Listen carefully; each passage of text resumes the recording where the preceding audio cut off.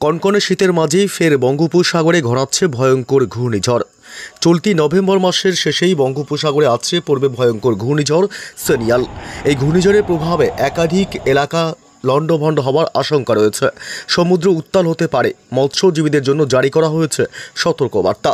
তবে এই ঘূর্ণিঝড় কবে, কখন, কোথায় আছড়ে পড়বে, এই ঘূর্ণিঝড় যখন উপকূলে আছড়ে পড়বে এর গতিবেগ কত থাকবে, কোন কোন জেলাগুলিতে সবথেকে বেশি প্রভাব পড়বে এই ঘূর্ণিঝড়ের প্রভাব পশ্চিমবঙ্গ এবং বাংলাদেশে কতটা প্রভাব পড়বে, এ বিষয়ে আরও বিস্তারিত জানাবো এই ভিডিওতে। বিস্তারিত জানতে ভিডিওটি অবশ্যই শেষ পর্যন্ত দেখবেন। আর সবার আগে সবার প্রথম আপনার জেলার আবহাওয়ার গুরুত্বপূর্ণ আপডেটগুলি জানতে আপনার জেলার নামটি কমেন্ট করে জানিয়ে দেবেন। আর আমাদের ইউটিউব চ্যানেলটি সাবস্ক্রাইব করে আমাদের সঙ্গে থাকবেন। এবার একটি নয়, বঙ্গোপসাগরে দুটি ঘূর্ণাবর্তের সৃষ্টি হয়েছে, যে ঘূর্ণাবর্ত শক্তি বাড়িয়ে ক্রমেই কিন্তু নিম্নচাপ এবং তা থেকেই গভীর নিম্নচাপের সম্ভাবনা রয়েছে। এই মুহূর্তে দক্ষিণ বঙ্গোপসাগরে একটি ঘূর্ণাবর্তের সৃষ্টি হয়েছে অলরেডি।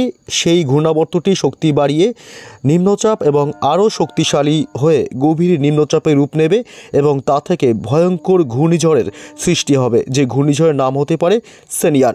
এই ঘূর্ণিঝড়ের প্রভাবে প্রচণ্ড ঝড়, ভারী থেকে অতি ভারী বৃষ্টির সম্ভাবনা, উপকূলবর্তী এলাকাগুলিতে একাধিক রাজ্যে এর এফেক্ট পড়বে। তবে এই ঘূর্ণিঝড়ের প্রভাব পশ্চিমবঙ্গ এবং বাংলাদেশে কতটা প্রভাব পড়বে এ বিষয়ে আরও বিস্তারিত আপনাদেরকে জানাবো।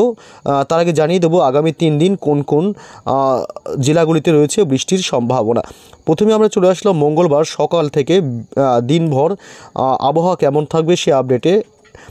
এদিকে এই মুহূর্তে যা আপডেট পাওয়া যাচ্ছে তাতে মোটামুটি কলকাতা, হাওড়া, হুগলি, উত্তর এবং দক্ষিণ 24 পরগনা জেলা, পূর্ব পশ্চিম মেদিনীপুর, 2 বর্ধমান জেলা এবং পুরুলিয়া, বাঁকুড়া থেকে শুরু করে মুর্শিদাবাদ এবং নদিয়া জেলা, দক্ষিণবঙ্গের সমস্ত জেলাগুলিতেই বৃষ্টির কোনো সম্ভাবনা এই মুহূর্তে যদিও বা নেই।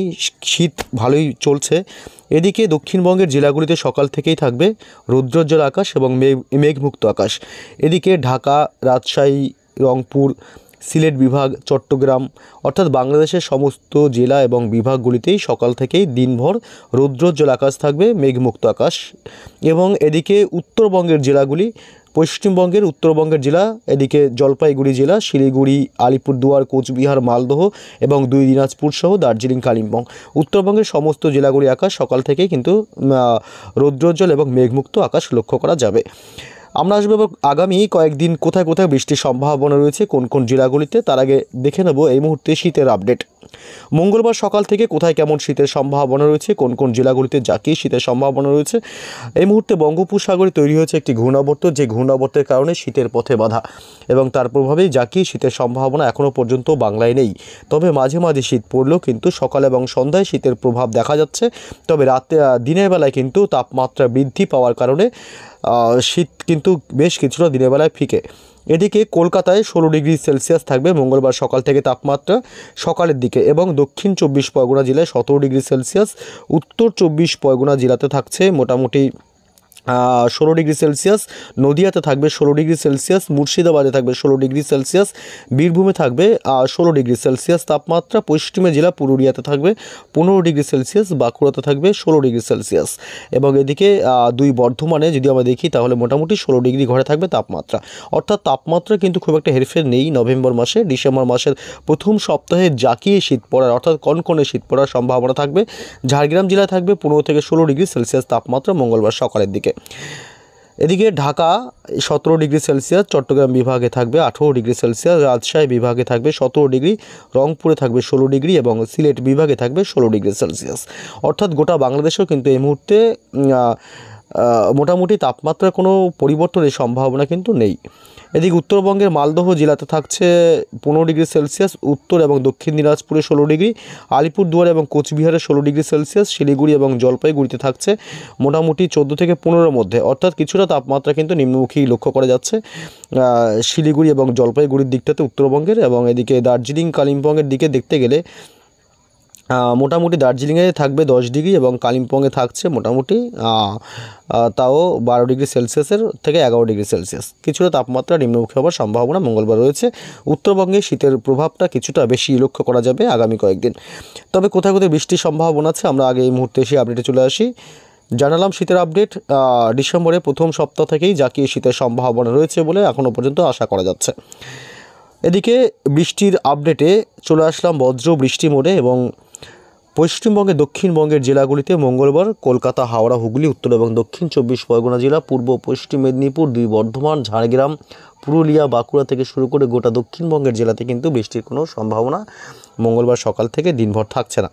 এবং আমরা যদি বাংলাদেশের আপডেট দেখি, খুলনা, ঢাকা, কুমিল্লা, বরিশাল, চট্টগ্রাম বিভাগ, রাজশাহী, মেহেরপুর, সিলেট বিভাগ, ময়মনসিংহ এবং রংপুর বাংলাদেশের বিভাগগুলি এবং জেলাগুলিতেও কিন্তু বৃষ্টির সম্ভাবনা মঙ্গলবার নেই। এবং উত্তরবঙ্গের জেলাগুলিতেও কিন্তু দার্জিলিং, কালিম্পং থেকে শুরু করে মালদহ, 2 দিনাজপুর, অর্থাৎ পশ্চিমবঙ্গে উত্তর থেকে দক্ষিণ 2 প্রান্তে এবং বাংলাদেশে কিন্তু বৃষ্টির সম্ভাবনা মঙ্গলবার দিনভর নেই। আমরা যে উত্তর পূর্ব ভারতের রাজ্যগুলি আসাম এবং ত্রিপুরার দিকেও কিন্তু বৃষ্টির সম্ভাবনা মঙ্গলবার থাকছে না। বুধবার 26শে নভেম্বরও পশ্চিমবঙ্গ এবং বাংলাদেশে কিন্তু কোথাও বৃষ্টির সম্ভাবনা বুধবারও নেই। এদিকে উত্তর পূর্ব ভারতের রাজ্যগুলি আসাম থেকে শুরু করে ত্রিপুরা এসব অংশে কোথাও বৃষ্টির সম্ভাবনা বুধবারও নেই। বৃহস্পতিবার 27 তারিখ সকাল থেকে দিনভরও কিন্তু আবহাওয়া শুকনোই থাকবে। বৃষ্টির সম্ভাবনা পশ্চিমবঙ্গ এবং বাংলাদেশে কোথাও নেই এবং আসাম, ত্রিপুরা রাজ্য, উত্তর পূর্ব ভারতে কোথাও বৃষ্টির সম্ভাবনা এই মুহূর্তে কিন্তু নেই। তবে যেটা জানাচ্ছিলাম, ঘূর্ণিঝড়ের প্রভাবে কিন্তু বৃষ্টির একটা সম্ভাবনা থাকতেই পারে।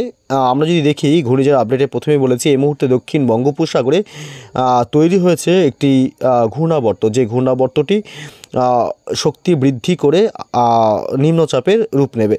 আপনারা দেখতে পাচ্ছেন এই মুহূর্তে আরও একটি ঘূর্ণাবর্ত বঙ্গোপসাগরে তৈরি হচ্ছে এবং এদিকে অলরেডি আগে একটা ছিল, যদিও বা সেই ঘূর্ণাবর্ত থেকে এখন নিম্নচাপের সম্ভাবনা এবং সেই নিম্নচাপ থেকে ঘূর্ণিঝড়ের সম্ভাবনা কিন্তু প্রবল সম্ভাবনা রয়েছে, এমনটা কিন্তু আশঙ্কা করা হচ্ছে।